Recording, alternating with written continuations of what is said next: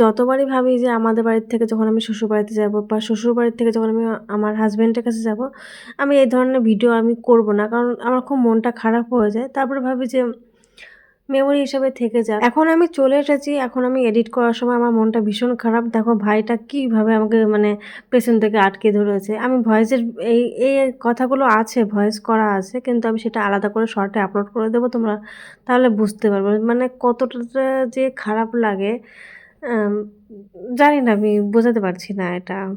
এই ভাইটা হচ্ছে আমার ছোট কাকুর ছেলে। এ বলছে যে, "তুই যাস না, তুই থাক। আবার ১ মাস পরে চলে আসবি। কেন তোর বিয়ে হলো?" মানে এরকম কথা আরকি ও বলছে। মানে কি যে খারাপ লাগছে মানে বলার মতন না। তারপরে এই দেখো এ হচ্ছে রাস্তায় আমাকে এগিয়ে দিতে এসছে। আমার ব্যাগটা কিন্তু অনেকটাই ভারী।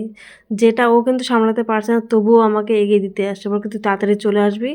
তোর বরের সঙ্গে আমি কথা বলবো।" এরকম আরকি কথাবার্তা বলছে। আমি ভয়েসে এই ভিডিওগুলো ভয়েস করা আছে মানে অরিজিনাল ভয়েসে আমি আপলোড করে দেবো আলাদা করে, তখন তোমরা দেখে নিও। তারপরে ওরা আমাকে বাজার অব্দি এগোতে এসেছে আর আমি এখানে দেখলাম এটা কেকগুলো দেখে তো বুঝতে পারছো যে এটা কোন দিনকার ভিডিও। এটা হচ্ছে ২৪শে ডিসেম্বরের ভিডিও। আমি এই যাওয়া আসার ভিডিওগুলো আপলোড করতে আমার ভালো লাগে না। ওইজন্যে এত লেট করে আমি আপলোড করছি আরকি। আমার মানে মন থেকে আসে না যে আমি, কারণ এটা আমার কাছে একটা দুঃখের মুহূর্ত মনে হয়। উম যে কারণ বাড়িতে সবাই রয়েছে, এতদিন ছিলাম, এখন আমার চলে যেতে হচ্ছে। এটা সত্যিই একটা খুব খারাপ লাগে যারা আরকি যাওয়া আসা করো জানো। আ বেশিরভাগ তো মেয়েরা আমার ভিডিও দেখে না, ছেলেরাই দেখে। তো এবার জানি না তোমরা কতটা বুঝবে, কিন্তু মেয়ে হলে পরে বুঝতে পারতে। খুব খারাপ লাগে। এসব কথা বাদ দিয়ে এবার ভিডিওর মধ্যে কী হয়েছে সেটা একটু বলি। এখানে বুনুকে কেক কিনে দিলাম আর বললাম যে, "ভালোভাবে থাকিস।" মানে ছেড়ে যাওয়ার আগে আরকি ভিডিও আরকি করে রাখলাম। এই দেখো ওরা চলে গেছে আর আমিও চলে যাবো আজকে শ্বশুরবাড়িতে। তারপরে আমি ওখানে ওখান থেকে আরকি আমি যাবো আমার হাসব্যান্ডের কাছে। তো এরা আর এটা কিন্তু নাটকের কান্না, চোখের জল মোছা। আসলেও এরা কান্না করছিল না এখানে। তারপর দেখো আমি শ্বশুরবাড়িতে গিয়ে আর ভিডিও করিনি। তারপর একদম যেদিন আমি এখানে আসলাম মানে আমার হাসব্যান্ডের কাছে সেদিন ট্রেনে ওঠার পরে ভিডিওটা করেছি। আর বাদবাকি সময় আমি আর ক্যামেরাটা অন করিনি। বিশেষ করে এইবার না আমার যাওয়ার ইচ্ছা একদমই ছিল না। কারণ আমাদের বাড়ির পেছনেই হচ্ছে জমি, মানে যে মাঠে চাষবাস করা হয় সেখানে হচ্ছে সর্ষে ফুলের মাঠ। তো ওই মাঠে আমি আড্ডা দেওয়া, ফটো তোলা, নাচ করা সবকিছু করতে চাইছিলাম। কিন্তু গত বছর আমি পারিনি। ওইজন্য ভেবেছিলাম যে এই বছর যখন আমরা বাড়ির কাছে চলে এসেছি তাহলে এই বছরটা ভালো করে পারবো। কিন্তু সেটা হলো না। আমার চলে আসতে হলো।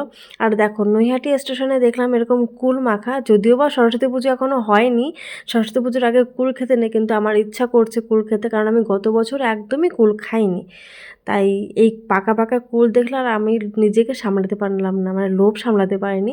তারপরে হাসব্যান্ডকে বললাম নিয়ে আসতে। ট্রেন ছাড়ার মুহূর্তে বলেছি ওকে, তারপরে নিয়ে এসেছে। কতদিন পরে যে এই কুলগুলো খাচ্ছি আমি মানে ধারণার বাইরে। এখন তো এইরকম দেশি কুল, এগুলোকে দেশি কুল বলে কিনা আমি জানি না। এই কুলগুলো তো এখন দেখাই যায় না। প্রত্যেকটা বাড়িতে আগে আমাদের বাড়িতেও গাছ ছিল, কিন্তু গাছগুলো কেটে ফেলেছে। এখন কুল পাওয়া যায় না। এখন সব নারকেল কুল, এমনি কুল, ভাল লাগে না ওইসব। কিন্তু এই কুলের স্বাদ যে কতটা যারা খেয়েছে তারাই জানে। তো এই কুল খেতে চলে গেছিলাম আমি আমার গন্তব্যস্থানে। বাকি আর ক্যামেরা করিনি। ক্যামেরা করেছি কিন্তু ভিডিওর মধ্যে আর অ্যাড করে দিলাম না। কারণ ভিডিওটা অলরেডি অনেকটা বড় হয়ে গেছে। তোমরা যদি চাও ভিডিওর অরিজিনাল ভয়েসে ভিডিওগুলো দেখবে তাহলে অবশ্যই কমেন্ট করে জানিও। আমি নেক্সট টাইম অরিজিনাল ভয়েসে ভিডিও করার চেষ্টা করব। কেমন লাগলো আজকের ভিডিওটা অবশ্যই কমেন্ট করে জানিও। টাটা।